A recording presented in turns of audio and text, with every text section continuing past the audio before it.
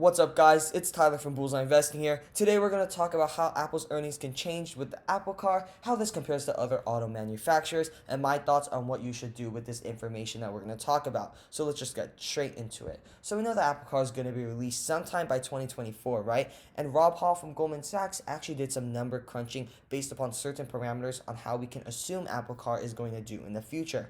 Now, there's some assumptions in this research, so just take this with a grain of salt because we actually don't know how the Apple Car is going to perform or even the exact pricing on the Apple Car yet, but this is just things that we can expect out of the Apple Car. So Rob Hall says that if the market share of Apple is 5% of the whole electric vehicle market, and the Apple Car is priced at $75,000 with a 7% operating margin, then we can actually expect Apple's total earnings to bump up 3%. Now, on the flip side, if we just look at another plausible scenario, if Apple captures 5% of the market share of the EV market and has the Apple Car priced at $100,000 with a 10% operating margin, then we can expect a 5% bump in earnings. So with this information, 3%, 5% bump, what do we expect, okay? So we realized that 3%, 5% bump is not impressive, right? It's not very impressive. The earnings are huge right now, and it will add a certain amount of earnings, but we have to realize it's already priced into the market to a certain degree, which we'll talk later, okay?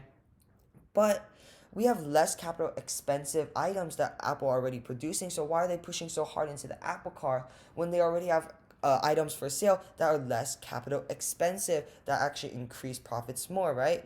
Well, if we look at the other auto manufacturers that are trying to make electric cars now, we have to realize that they have single digit percentage operating margins too, right? So even though we were estimating 10% operating margins with the parameters, other auto manufacturers also have single digit percentage operating margins, and that just comes with the cost of making an electric car, right? Now, Hall says that they believe that the Apple Car makes sense for Apple to create a hardware platform to support its services, right? Because we thought that Apple was going to make just the software, just the self-driving car software. But now that they're making actual hardware car, it makes sense because they can make it more compatible. But the lower profitability of the auto business likely means that investors will see limited earnings impact from such a move, right? So basically, Rob Hall is basically saying that there's costly nature to making an electric car, but that Apple kind of needs to make an electric car in order to support its software that it's been making over the years, right? So it makes sense, but it's not extremely profitable. I know there's a lot of hype with electric cars right now, but it's not extremely profitable. So that takes us to our final thoughts. Where I'm basically just going to sum up everything from this video.